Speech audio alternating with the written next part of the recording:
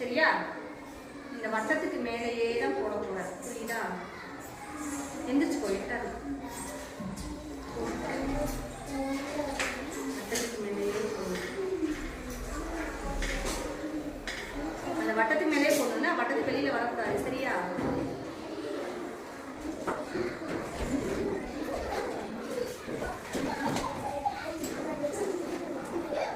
மெதுவா போடணும். அவசர அவசரமா போட்டீங்கன்னா மட்டம் வராது.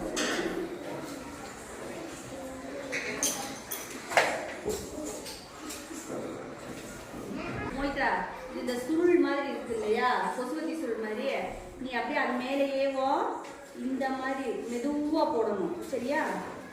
இந்த மாதிரி மெதுவா இதே போடணும்.